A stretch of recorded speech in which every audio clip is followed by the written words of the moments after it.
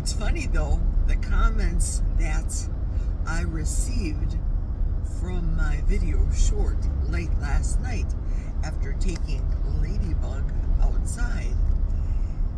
Life is simple, and simple is really the best way to be, in my opinion.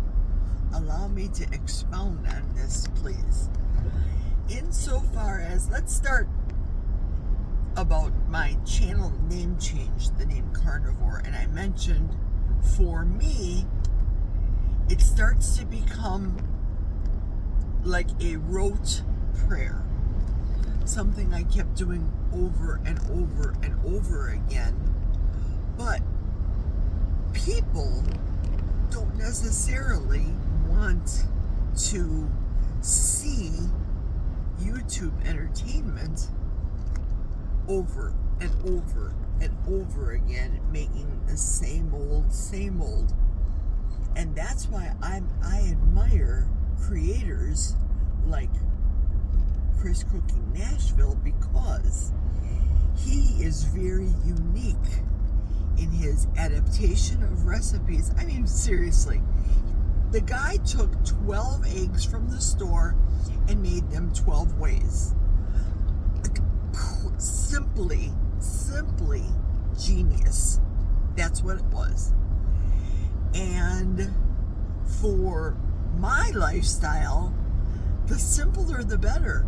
For me to boil just one recipe, for me to boil for my lunch 4 eggs, 2 tablespoons of butter mayo, the Chris Cooking Nashville butter mayo, that is, a splash of pickle juice, maybe a teaspoon of the yellow mustard or Dijon if I'm feeling fancy, little salt, maybe a little pepper, egg salad. So simple. You all don't need to keep seeing it on the YouTube on my channel. You would tune out so quick it'll make your head spin. So along the veins of simplicity and my video from last night, common sense, where is it though of people? Where is, if we're going to adapt it to food again, going back to food, like my husband always says, you always got to talk about food. If we're going to adapt it to food, what happened to the simple way of farming? This is very caveman-ish, this explanation, so I don't mean to talk down to people, but let's be simple. If you're going to take a seed, plant it in the ground, and water it, and within a matter of days or weeks, you start to develop a plant. Your plant develops flowers. Your flowers develop fruit, or the vegetable, or whatever the case may be. And I'm making the turn here. And you've got food. Nowhere in that discussion did I say to go and put some crazy sciencey stuff to make my potato bigger, make my apple sweeter, make my strawberry have less seeds in it. None of that. That's kind of like being God. Changing things, adulterating things, adapting things. But what's wrong with the simple stuff? There's nothing wrong with simply doing what God intended. Now, I realize this is the World Wide Web, and this video reaches far and wide, many countries, many peoples, and no doubt many of the people's gods. My God is Jesus of Nazareth. the God that died on the cross for my sins, that all I had to do was simply say, God, I am a sinner. I have sinned. I have fallen short of the glory of what you intended for my life. Please, God, take me as I am. Mold me into what you want me to be. That's my God. But again, I'm not ignorant to the fact that this is the World Wide Web. So, my God is great. My God accepted me as I am. My God will accept you as you are. All you have to do is call out to Him and simply do simple things. Just exist. Just breathe. He takes care of everything, like the birds of the sky, the fish of the sea. They don't want for anything. Now I have to make a big turn onto the freeway. They don't want for anything. But the reality is, we're humans. I, myself, live in the United States, along with my husband. And the world has changed so much away from simple things, away from simple farming, away from simple beliefs, simple processes of life. Simply waking up in the morning, washing your face, walking one step in front of the other, going and making your simple breakfast. I used to get so caught up in the rat race that all I could think about was sales and my progress in sales, and how could I make more money, sell more houses, lose more weight. How could I do everything myself? And I realized all of my life I have been a Christian. My family started out under the Catholic faith. So I went to Mass as a Catholic girl every day of my life until I was about 28 maybe. And then I found out that I didn't have to go to Mass. I didn't have to pray the rosary. That's just me. Just me. All I had to do was read my Bible and simply follow. The simplest thing for me was to follow the 10 Commandments. I am the Lord your God. That's number one. I honor His day by going to church. Keep holy the Lord's day. I honor God, Jesus of Nazareth, and the Father, His Father in heaven, that sent Him down to earth to be sacrificed for my sins, for your sins, for everyone that call upon the name of the Lord. Number two, idols. What were my idols? Clearly, they were money. Back in the day, they used to be the designers and how fashionable I could be. If I had all the money that I bought all the designer things for, in my life,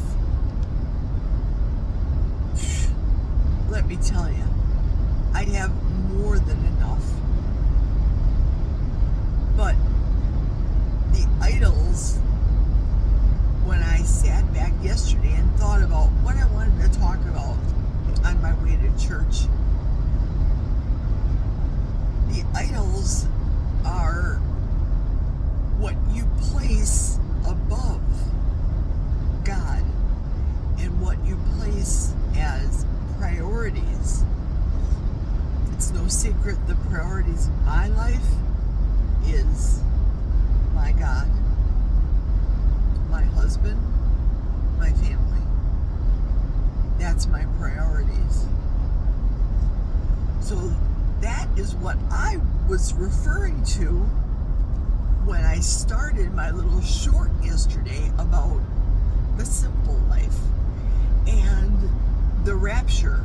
Whether you're a pre-trib, post-trib, you don't believe in the trib, you think you die, and that's it. You don't. There is everlasting life. There is. I am amazed at the people that have a lack of common sense. They don't have to be Catholics. They don't have to be Lutheran, Episcopalian. Let's go down the list of all denominations. Let's just talk about common sense.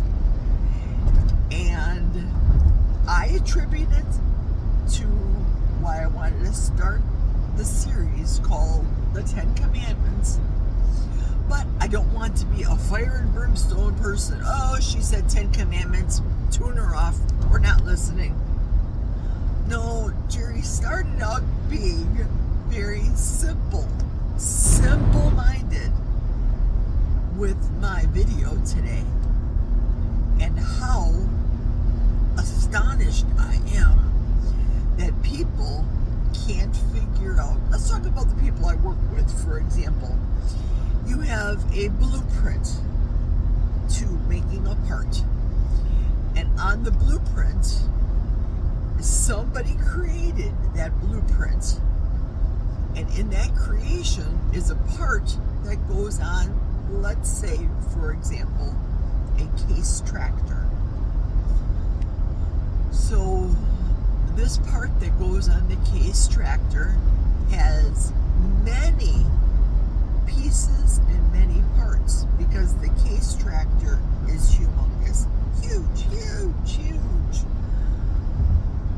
And the little tiny part that you're making as a quick coupling adapter for the case tractor has a blueprint. And that blueprint has specific step-by-step measurements, diameters, pieces, parts, metals, rubbers, lubricants that must be made a specific way, or the entire tractor won't work.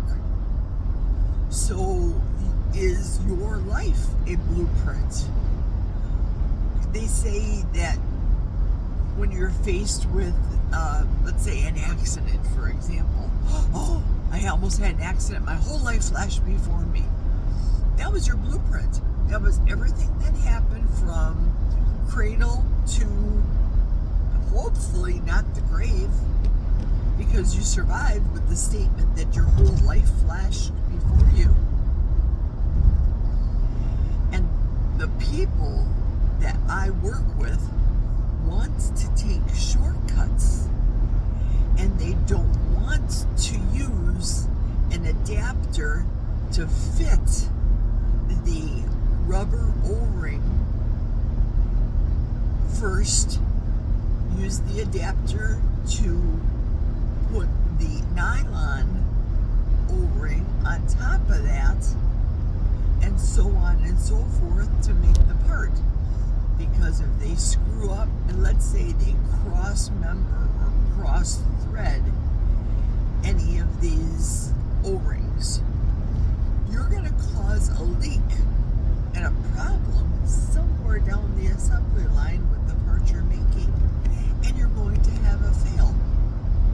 such is life. That's simple. If you can understand, that's very simple. Such is your life.